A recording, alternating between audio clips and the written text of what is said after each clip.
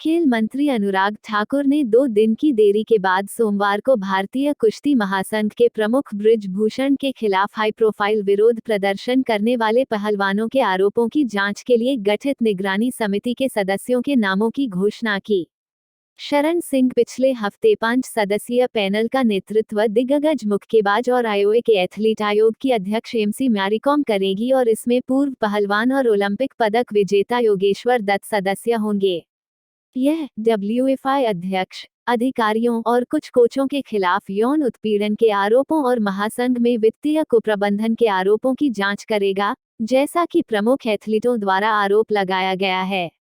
इस बीच दिल्ली उच्च न्यायालय में दायर एक याचिका में प्रदर्शनकारी पहलवानों के खिलाफ सिंह को ब्लैकमेल करने के लिए प्राथमिकी दर्ज करने की मांग की गई है। खेल मंत्रालय ने प्रमुख पहलवानों द्वारा लगाए गए आरोपों के संबंध में गठित निगरानी समिति पर एक कार्यालय आदेश में स्वीकार किया कि स्थिति अभूतपूर्व थी और खिलाड़ियों की शिकायतों को दूर करने और डब्ल्यूएफआई में सुशासन को बढ़ावा देने के लिए तत्काल उपाय करने का आह्वान किया।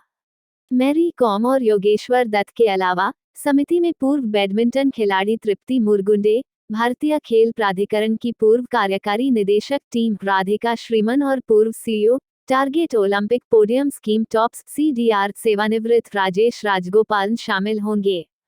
मंत्रालय के आदेश में कहा गया है, मंत्रालय खेल संहिता 2011 के प्रावधानों के अनुरूप और खेल में उत्पीड़न और दुर्व्यवहार से एथलीटों की सुरक्षा और रोकथाम के सिद्धांतों पर अंतर्राष्ट्रीय ओलंपिक समिति आईओसी की नीति के अनुपालन में कार्यस्थल पर यौन उत्पीड़न अधिनियम 2013 एतद द्वारा डब्ल्यूएफआई की कार्यकारी समिति को निर्देश देता है कि वे तत्काल प्रभाव से अंतरिम उपाय के रूप में फेडरेशन की दिन प्रतिदिन की गतिविधियों के प्रशासन और प्रबंधन से दूर रहें, अगले आदेशों तक, और इसके द्वारा विशुद्ध रूप से अंतरिम उपाय के रूप में एक निरीक्षण समिति नियुक्त करता है। यौन उत्पीड़न, जहां किसी व्यक्ति की गरिमा का उल्लंघन करने के उद्देश्य या प्रभाव के साथ यौन प्रकृति का अवांछित मौखिक, अशाब्दिक या शारीरिक आचरण होता है, विशेष रूप से एक डराने वाला, शत्रुतापूर्ण, अपमानजनक या आक्रामक वातावरण है। यौन उत्पीड़न के खेल को पेशेवर नैतिकता, स्थिति और शक्ति का दुरुपयोग माना जाता है। खेलों में यौन उत्पीड़न आत्मसम्मान को कम करता है और महिलाओं और लड़कियों की खेल और फिटनेस गतिविधियों में अपनी पूरी क्षमता विकसित करने की क्षमता को सीमित करता है। यह कोच की पेशेवर अखंडता और एथलेटिक्स के शैक्षिकी मिशन से समझौता करता है। यह खेल और फिटनेस भागीदारी के माध्यम से सभी महिलाओं की शारीरिक, मानसिक और भावनात्मक भलाई में सुधार के उद्देश्य से नेतृत्व और संसाधन प्रदान करने के लिए खेल संगठनों और शैक्षणिक संस्थानों के मिशन को विफल करता है।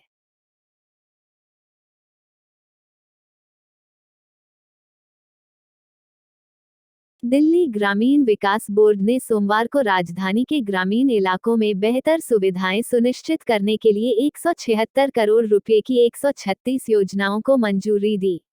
विकास मंत्री गोपाल राय की अध्यक्षता में हुई बैठक में सड़कों और नालों के सुधार, जल निकायों के कायाकल्प, सामुदायिक केंद्रों के निर्माण और पार्कों, श्मशान केंद्रों और खेल के मैदानों के पुनर्विकास सहित विभिन्न विकास कार्यों को मंजूरी दी गई।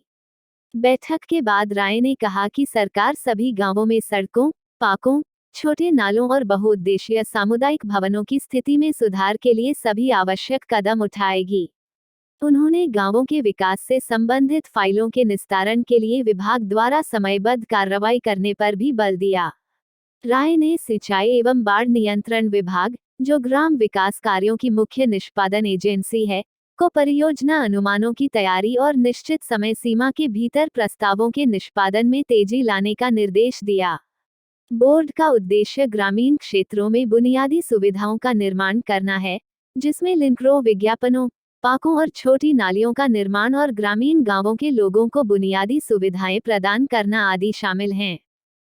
दिल्ली के कुल 1483 वर्ग किमी क्षेत्र में 369.35 वर्ग किमी ग्रामीण और 1113.65 वर्ग किमी जनसंख्या जनगणना 2011 के अनुसार शहरी है। पूरे ग्रामीण क्षेत्र को 5 सामुदायिक विकास खंडों में विभाजित किया गया है। 2011 की जनगणना के अनुसार ग्रामीण आबादी 4.19 लाख थी।